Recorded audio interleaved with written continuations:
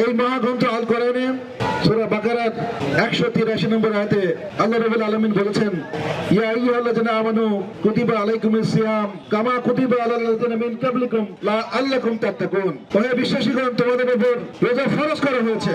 কুতিবা মানে লিখে দেওয়া হয়েছে, ফরজ করা হয়েছে। যেমনই ফরজ করা হয়েছিল তোমাদের পূর্ববর্তী উম্মতগণের উপর, আশা করা যায় তোমরা তাকাও অর্জন করতে পারবে।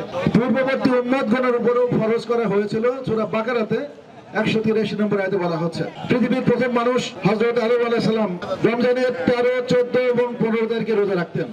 নূহ আলাইহিস সালাম ঈদের 2 দিন বাদে সারা বছর রোজা রাখতেন। হযরত মূসা আলাইহিস সালাম এবং তার উম্মতরা মুহররমের 10 তারিখে ফরজ হিসেবে রোজা রাখতেন।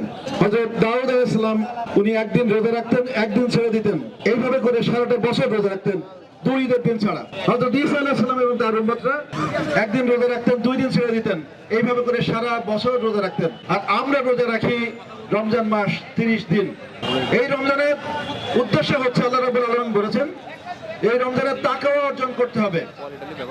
তাকওয়া হচ্ছে এমন একটি অনুভূতি বা উপলব্ধি যার মাধ্যমে মানুষ মনে করে সে সর্বাবস্থায় আল্লাহ রাব্বুল আলামিনের সামনে আছে। একজন রোজাদার রোজার নিয়ত করার সাথে সাথে সে যদি কোনো সুস্বাদু খাবারের সম্মুখীন হয় অথবা ক্ষুধায় যদি, তৃষ্ণায় যদি প্রাণ ওষ্ঠাগত হয়, তারপরেও কিন্তু সে আর সেই খাবার গ্রহণ করে না। যেই অনুভূতির কারণে মানুষ এই খাবার গ্রহণ থেকে বিরত থাকে, সেই অনুভূতির নামই হচ্ছে তাকওয়া। পরিপূর্ণ আত্মসচেতনতা এবং আত্মোপলব্ধির মাধ্যমে রোজা পালন করার মাধ্যমেই এই তাকওয়া অর্জন করা যায়। মানুষ তাকওয়া অর্জন করার মাধ্যমে আত্মশুদ্ধি এবং পবিত্রতা অর্জন করে, এবং এই তাকওয়ার মাধ্যমেই মানুষের মনের পশুত্ব ধীরে ধীরে নিস্তেজ হয় এবং মনুষ্যত্ব জাগ্রত হয়, এবং মানুষের নৈতিক এবং আত্মিক শক্তির উন্নতি সাধিত হয়।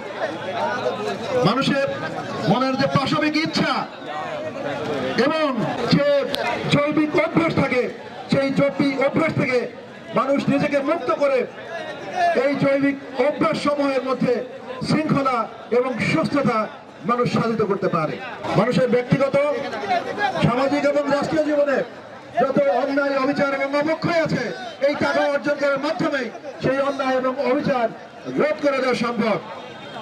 একজন রোজাদারের যে তাকওয়ার কারণে একজন রোজাদার রোজার নিয়ত করার পর থেকে পানাহার এবং খাদ্য থেকে বিরত থাকে, সেই একই তাকওয়া, একই অনুভূতি যখন একজন মানুষকে সমাজের অন্যায়, অবিচার এবং দুর্নীতি থেকে বিরত থাকবে, তখনই কিন্তু এই রোজার প্রকৃত উদ্দেশ্য সাধিত হবে।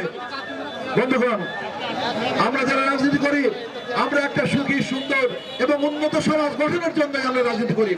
এই সুখী, সুন্দর এবং কল্যাণমুখী উন্নত সমাজ গঠনের জন্য প্রয়োজন ভালো মানুষ। আর এই রমজানের মাধ্যমেই, টাকা অর্জন করার মাধ্যমেই ভালো মানুষ গঠন করা সম্ভব, ভালো মানুষ গড়ে তোলা সম্ভব, মানুষের আত্মশুদ্ধি এবং পবিত্রতা অর্জন করা সম্ভব। তাই আমরা আশা করব এই রমজানে আমরা পরিপূর্ণভাবে আত্মোপলব্ধি এবং আত্মসচেতনতার মাধ্যমে আমরা রোজা করে আমরা টাকা অর্জন করবো, এবং ওর মাধ্যমে আমরা ভালো মানুষ গঠন করে আমরা এই পৃথিবীতে সুখী, সুন্দর এবং কল্যাণমুখী সমাজ গঠন করবো। এই আশীর্বাদ ব্যক্ত করে আমার সংক্ষিপ্ত বক্তব্য শেষ করছি। সবাই ভালো থাকবেন, আমার জন্য দোয়া করবেন। আসসালামু আলাইকুম।